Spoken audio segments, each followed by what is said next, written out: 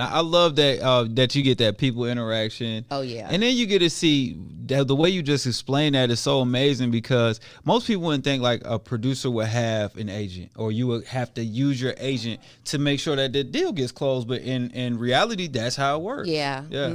I mean, it helps, having an agent. They kind of float your name around to different places that you may not have access to, because everything in entertainment is about networking and just being in the right room. So if you haven't been in those rooms, the agent helps, even though they get some of your money. Right. But it It's worth definitely it. It's worth it. It's like a give and take. You can't just keep it all. You got to spread the love some. And you get more love. Exactly. Right. Exactly. I like that. I like that. Man, that's amazing. I'm glad you said be in the right rooms, and you always working. So I'm glad I bumped into you a couple times. I mean, I was in some of the rooms a little bit. Exactly. Right. You were in the right rooms. Right. So that's cool, man. So as you go through this journey on asking for a friend, what was one of the wildest things that you had to deal with? That I don't even know if we could say. Well, something that's already aired, or something that may be coming up. People maybe they may be wanting to.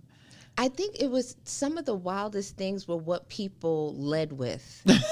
You know what I'm saying? When Talk to me about it. It's as far as like,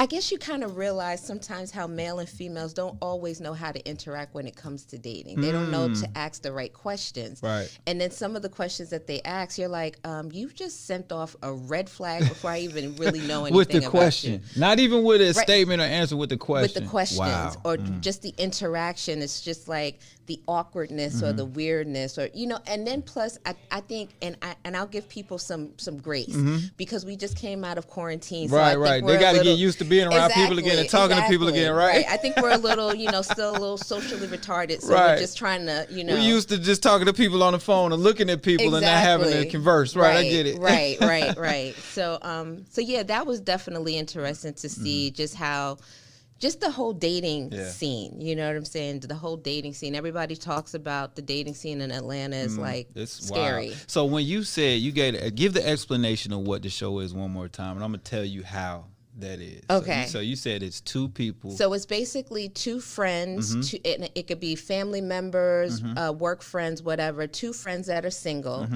that pick a blind date for each other, 2 blind dates, and then they go on those double dates together.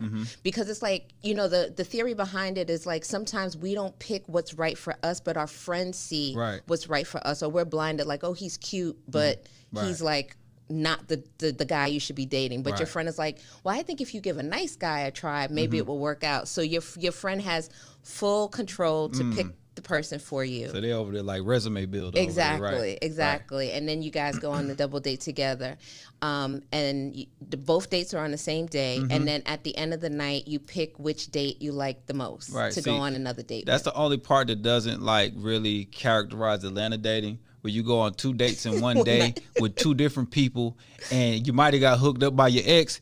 That's pretty much Atlanta in a nutshell. So that's why the dating is kind of wild out here. Exactly. True to form. Right.